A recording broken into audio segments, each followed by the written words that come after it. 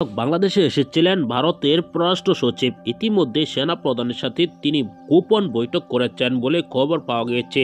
সেখানে কি কি নিয়ে আলোচনা হয়েছে এই ভিডিওতে দেখতে পারবেন। গোপন তথ্য ফাঁস করেছেন সাবেক একজন কর্নেল। এই ভিডিওতে ভয়ঙ্কর তথ্য ফাঁস করা হয়েছে। আপনারা দেখলে অবাক হবেন। এবার কঠিনভাবে ধরা খেয়েছেন আসিফ নজরুল। আসিফ নজরুলের বাসভবন ঘেরাও করার কর্মসূচি পালন করবেন বৈষম্য বিরোধী ছাত্র আন্দোলনের নেতা কর্মীরা। আসুন মূল ভিডিওটি। তারপর গোপন একটি বৈঠক করেছে সেনাপ্রধানের কাছে। সেনাপ্রধানের কাছে কেন গোপন বৈঠক করেছে ভারতের পররাষ্ট্র সচিব তা নিয়ে কোনো তথ্য জানা যায়নি। তারা কোনোভাবেই কাউকে কোনো কিছু বলেনি।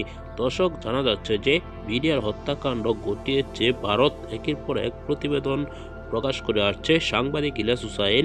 অবশেষে তারই প্রমাণ মিলেছে। বিডিআর হত্যাকাণ্ডর কোনো বিচার না করার জন্য সেনাবাহিনীকে সরাসরি বলে দিয়েছেন ভারতের পররাষ্ট্র সচিব। সেজন্যই কোনো বিচার করছেন না আইন উপদেষ্টা আসিফ নজরুল।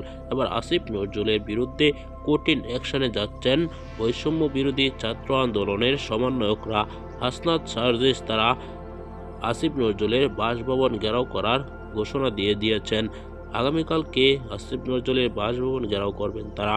কঠিনভাবে ধরা খেয়েছেন আসিফ নজরুল। দর্শক, এসব বিষয় নিয়ে আপনার কি মতামত জানাবেন। পরবর্তী ভিডিও পেতে চ্যানেলটিকে সাবস্ক্রাইব করে রাখবেন। আসসালামু আলাইকুম।